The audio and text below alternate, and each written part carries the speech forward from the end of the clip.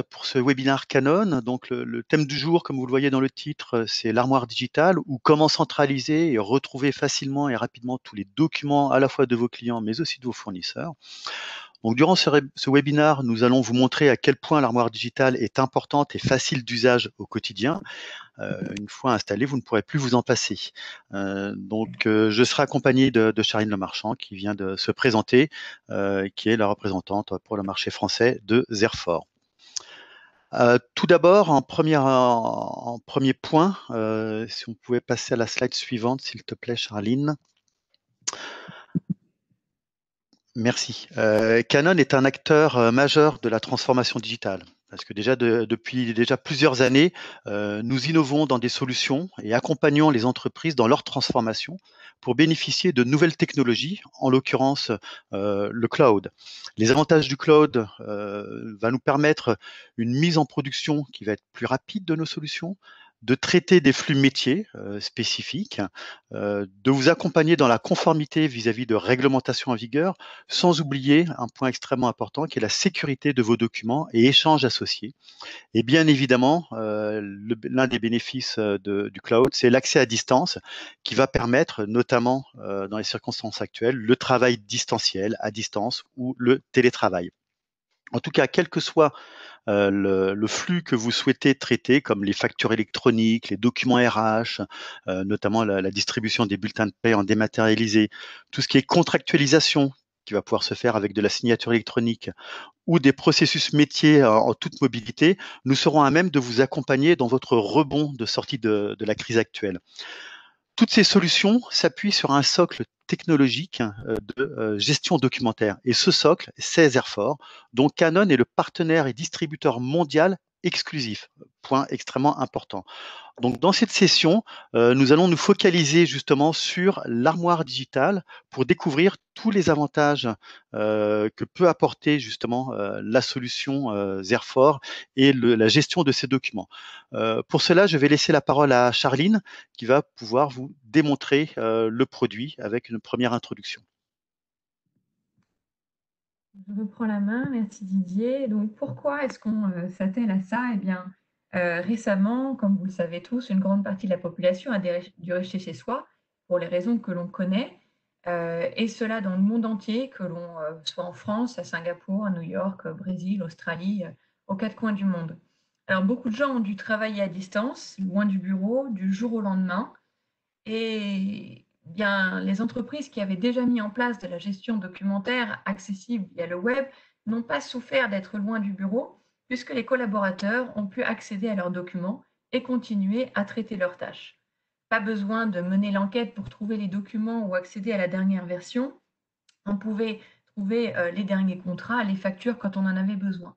Alors, l'armoire digitale, c'est une offre packagée clé en main qu'on a créée pour centraliser vos documents, clients et fournisseurs, pour avoir une recherche rapide par index ou recherche plein texte et suivre qui a fait quoi quand et avoir des actions envoyées à des collègues.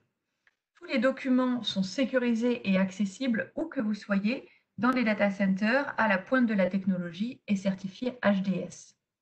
Pourquoi nous avons fait ça? Puisque améliorer l'efficacité, la traçabilité et le service client, bien tout cela est lié et apporte une meilleure rentabilité pour toutes vos organisations. Pardon. Donc, voyons maintenant l'armoire digitale en live et je vais vous présenter cette offre du coup clé en main pour gérer vos documents clients et vos documents fournisseurs. Voilà l'interface de Zerfor, client lourd. Je vous montrerai ensuite, à la fin de la démonstration, quelques images du client léger.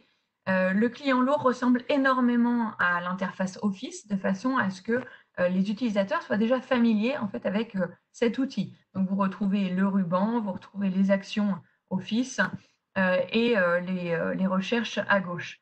Voilà, vous avez ici les dossiers clients avec, vous voyez l'icône avec les petits onglets comme un dossier avec des intercalaires et les dossiers fournisseurs. Vous avez le moyen de retrouver dans les dossiers vos documents via la recherche par dossier, c'est-à-dire exactement comme si vous ouvriez une armoire et que vous aviez tous vos classeurs de dossiers clients qui s'y trouvaient, ou alors via directement le type de document indépendant du nom du dossier. Vous avez la même chose pour les dossiers fournisseurs et vous avez ici les bases clients et les bases fournisseurs que vous pouvez alimenter de façon à créer de nouveaux dossiers clients ou de nouveaux fournisseurs. Voilà. Alors, comment je vais retrouver mes dossiers? Eh bien, vous voyez ici, je vais retrouver mon dossier, par exemple, j'ouvre les 3 petits points, j'ai la liste de tous mes dossiers. Donc, je vois ici Belle Amie, j'ai une liste qui est assez courte, mais je peux faire une recherche rapide ici. Par exemple, si je veux 108 pour retrouver quelque chose, ou Balzac, voilà, je vais retrouver Balzac simplement avec une recherche dynamique rapide ici sur l'ensemble des informations qui se trouvent dans mon système. Donc là, si j'ouvre mon dossier peau de chagrin avec mon contact Balzac, eh bien je vois que dans mon dossier, j'ai une facture, un bon de commande, un devis et un autre bon de commande. Voilà. Donc j'ai mes documents qui se trouvent ici, j'ai la prévisualisation ici avec les informations du système et les informations aussi de mon dossier que je retrouve ici. Voilà, donc j'ai mon dossier ouvert, comme je vous le disais, comme un classeur que vous pourriez avoir. Si je veux retrouver un document qui soit, et je n'ai pas le nom du client, eh bien je peux ouvrir les documents clients et je vais rechercher par exemple devis, je tape DE et je retrouve tous les devis de mes 3 clients, donc Paris Déco, Belle Amie et Peau de Chagrin. Voilà, et je retrouve, donc on voit ici que ce sont différents devis. Je peux bien sûr combiner des critères. Par exemple, je veux retrouver le devis de Belle Amie, eh bien je vais retrouver le devis de Belle Amie. Oui, c'est extrêmement rapide. Le gros avantage, c'est que c'est centralisé, c'est-à-dire que vous pouvez travailler de chez vous et on a vu l'importance du télétravail ou de l'importance de la centralisation des documents pour un accès rapide où que vous soyez. Vous pouvez y accéder aussi de votre téléphone portable, c'est un URL, donc de n'importe quel ordinateur. Si vous n'avez pas votre PC pro, ce n'est pas grave. Vous avez bien sûr des identifiants mots de passe pour vous connecter avec toutes les permissions, les habilitations nécessaires. Vous pouvez aussi eh bien, avoir un stockage qui est homogène. Ça, c'est le deuxième gros avantage, c'est que nous ne sommes plus sur une base de dossier sous dossier sous dossier avec des noms qui sont propres à chacun, subjectifs, et où on est tributaire un petit peu des uns et des autres dans leur stockage et de leur nommage de fichiers. Donc là, on utilise des listes déroulantes, des bases de données, on a des mots-clés qui sont prédéfinis, avec des dates qui sont automatiques, par exemple. Donc, la recherche se fait beaucoup plus rapidement. Quelqu'un qui vient d'arriver dans votre entreprise est opérationnel immédiatement, puisque c'est assez explicite. Si je veux rechercher un document client, je viens d'arriver dans votre entreprise, mais il me suffit de retrouver le nom du dossier ou le nom du client et le type de document que je recherche, et j'ai immédiatement accès au document, alors qu'on estime entre 3 à 6 mois le temps pour un nouvel entrant pour être assez à l'aise dans une gestion documentaire dont il n'était pas familier auparavant. Voilà. Voilà donc comment rechercher un document. Je peux aussi faire de la recherche plein texte ici. Donc si je recherche Balzac, voilà, je vais retrouver tous les documents qui contiennent Balzac. Si dans les données d'index ou dans le contenu du document aussi, je peux cocher les cases. Voilà, j'ai mes documents qui s'affichent ici avec les itérations que j'ai là. Alors maintenant, comment aller rechercher un document? Eh bien, ou alors comment ranger un document? Je vais aller ouvrir, par exemple, ma boîte de réception. Je reçois un mail, je reçois un nouveau devis. Eh bien, directement dans Outlook, j'ai mon onglet Zerfort dans lequel je peux aller ranger mes documents. Donc, je peux aussi l'avoir ici, mémorisé dans Zerfort, et je peux aller aller ranger mon document de cette façon-là, ou je peux ouvrir mon mail et je peux aussi accéder au rangement de mon document depuis cette interface-là. Donc, je peux le ranger en PDF ou MSG et je peux le ranger avec pièce jointe, sans pièce jointe ou dans des fichiers séparés, etc. Par défaut, c'est le mail avec les pièces jointes dans un fichier unique. Donc, je vais mémoriser mon document et je vais aller le ranger dans mon armoire digitale. Donc, moi, j'ai beaucoup de choses, mais vous auriez que votre armoire digitale et je vais aller le ranger, par exemple, dans mon dossier fournisseur. Hop, mon bureau, par exemple. Voilà, je vais aller, on voit que c'est un devis de mon bureau. Je vais choisir le type de document. Donc là, encore une fois, une liste déroulante. Et je suis allée ranger mon email dans mon dossier. Donc cela est disponible par tous les collaborateurs. Bien sûr, on ne va pas ranger tous les emails, mais seulement les emails qui sont stratégiques et que l'on va ranger dans le dossier, au même titre que vous l'auriez éventuellement imprimé et rangé dans un dossier papier. Le problème des emails, c'est que souvent, ça n'est pas fait, ce n'est pas partagé, ça reste dans les boîtes de messagerie personnelles ou alors c'est transféré à de multiples personnes en même temps via des pièces jointes. Je vais, par exemple, ranger aussi un courrier. Donc, j'y retrouve exactement le même onglet Zerfort dans toutes mes applications Office, donc Word, Excel, PowerPoint. Voilà, je vais mémoriser mon document dans Zerfort de la même façon. Moi, ici, j'ai créé des modèles. Donc, c'est quelque chose que l'on n'a pas dans l'offre packagée immédiatement, mais qui peut bien sûr être créé a posteriori dans les évolutions que vous pouvez faire de Zerfort, même avec l'autonomie, avec le help que vous avez dans Zerfort. Et je vais là ranger, par exemple, mon courrier dans mon dossier, par exemple, voilà, Paris Déco, et je vais aller ranger mon courrier dans Zerfort. Voilà, et j'ai rangé mon document Word, c'est-à-dire que si je recherche ici mon document client et je recherche tous mes courriers, nous voyons que je retrouve le courrier de Paris Déco que nous venons de ranger, vous voyez, le 12/06 à 11h14. Donc cela est bien sûr faisable de n'importe quel endroit. Si vous avez multiples personnes qui sont sur des sites différents ou travaillant de chez eux, eh bien tous les documents sont rangés en temps réel dans Zerfort et accessibles par d'autres personnes. Qu'est-ce que je peux faire avec ce document-là? Je vais l'ouvrir. J'ouvre mon courrier, je visualise mon courrier et je peux ici le modifier. Donc si je modifie mon document, j'ai une modification à apporter au document, ça me rouvre mon document dans l'applicatif d'origine, l'application native, donc là en l'occurrence Word, et je peux faire mes modifications. Donc, par exemple, bonjour monsieur Fogg, voilà, l'adresse est telle. Voilà, je n'ai pas fait de modification et je vais juste hop, ajouter la date. Je ferme et j'enregistre mon document.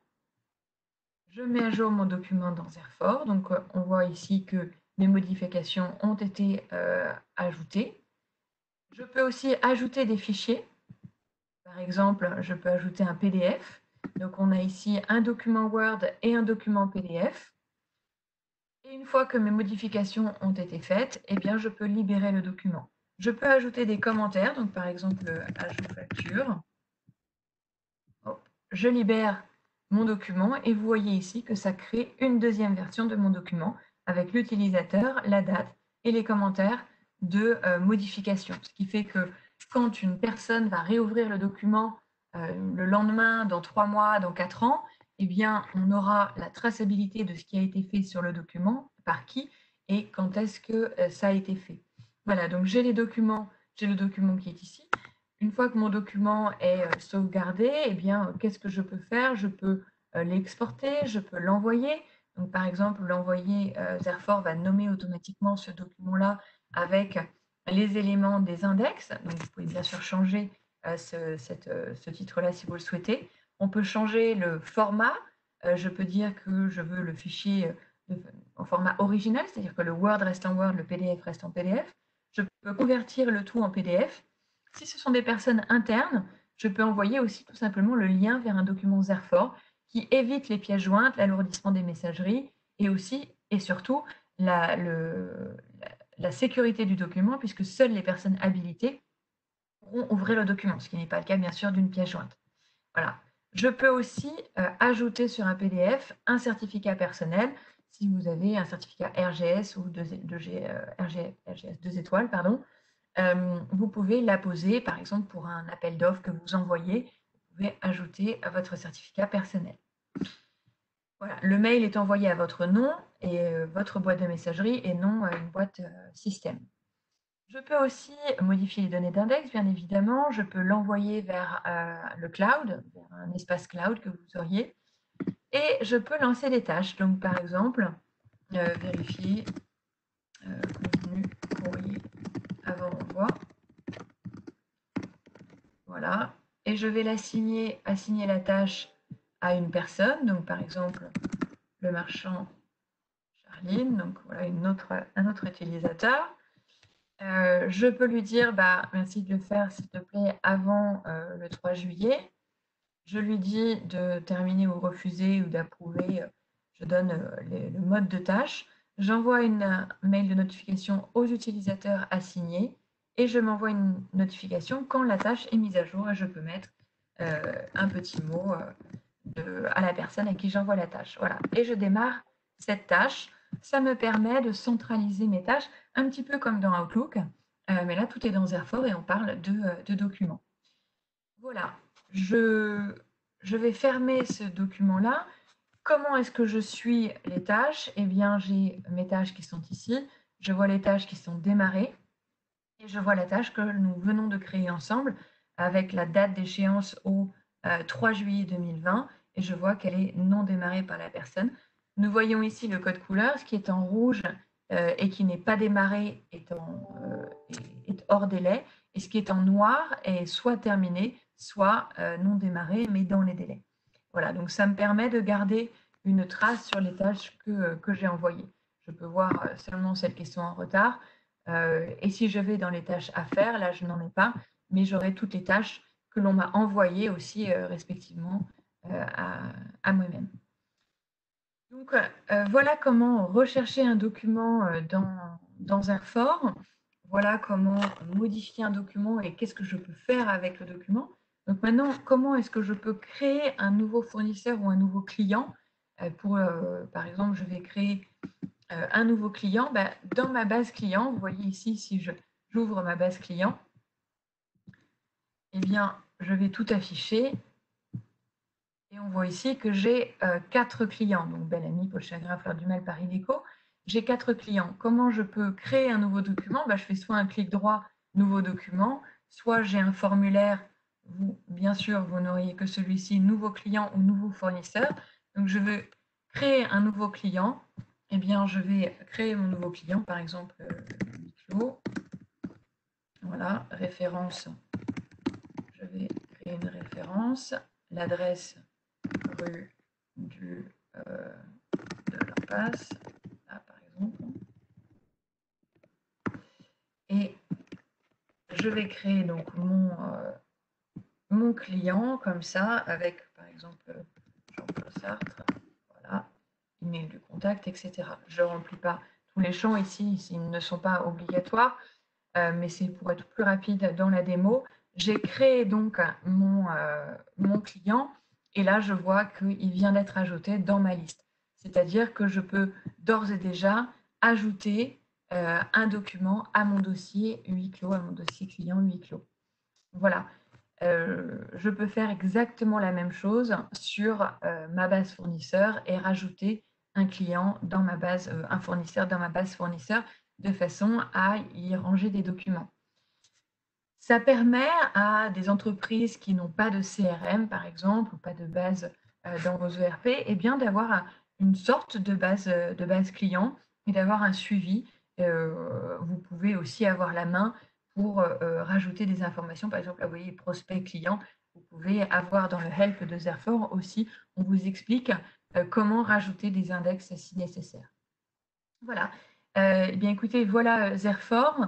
Je vais retourner sur la présentation, vous montrer à quoi ressemble l'interface client web. Je ne peux pas vous la montrer aujourd'hui puisque l'interface client web va être complètement refaite pour la version 2020. L'interface 2020 qui sort en juillet, donc d'ici 3 semaines, un mois, il y a la nouvelle version qui arrive. Malheureusement, je ne peux pas vous faire de démo aujourd'hui, mais elle est très web, c'est-à-dire très intuitive. Vous avez ici un tableau de bord, vous avez des tuiles que vous pouvez créer vous-même avec des raccourcis. Donc là, c'est un tableau de bord très complet d'une personne qui est dans l'opérationnel. Donc là, vous avez des liens vers des pages web ou voire même des e-forms Zerfor. Hein.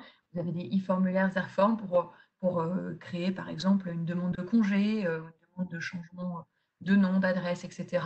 Vous avez ici de la recherche rapide, donc par exemple un mot-clé que je vais pouvoir ajouter pour de la recherche plein texte ou de la recherche par index. J'ai ici du glisser-déposer pour ranger mes documents plus facilement, plus rapidement. Par exemple, le devis que j'ai reçu par email tout à l'heure, je peux faire un glisser-déposer dans ma tuile ici mail et j'ai l'interface, je peux avoir documents clients par exemple et documents fournisseurs. Dans ces cas-là, ma fenêtre de rangement s'ouvre immédiatement. Voilà, j'ai la possibilité d'avoir des statistiques qui se font très simplement. Et là, j'ai mes favoris de documents Zerfor que je peux mettre ici en avant sur mon tableau de bord. Voilà, l'affichage de documents, vous voyez, c'est assez similaire. J'ai l'affichage de mes documents que je vais pouvoir classer, grouper, filtrer. Je peux mettre donc des documents en tant que favoris ici, ouvrir le document, l'envoyer avec la prévisualisation que vous voyez ici.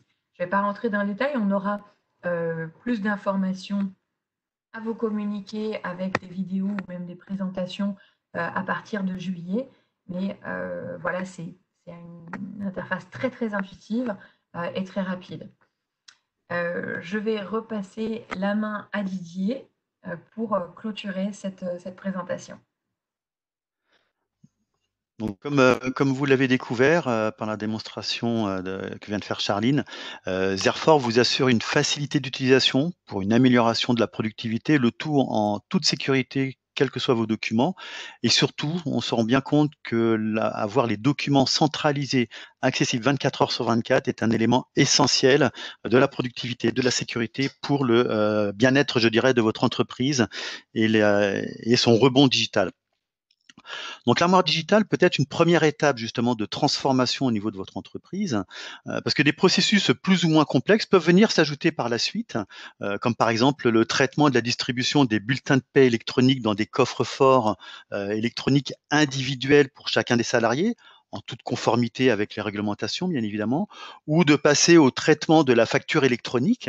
Donc tout processus qui peut être automatisé, Zerfor sera en mesure de vous accompagner parce que Zerfor sera le socle technologique autour desquels des briques et des briques complémentaires pourront venir vous accompagner, notamment la signature électronique aussi.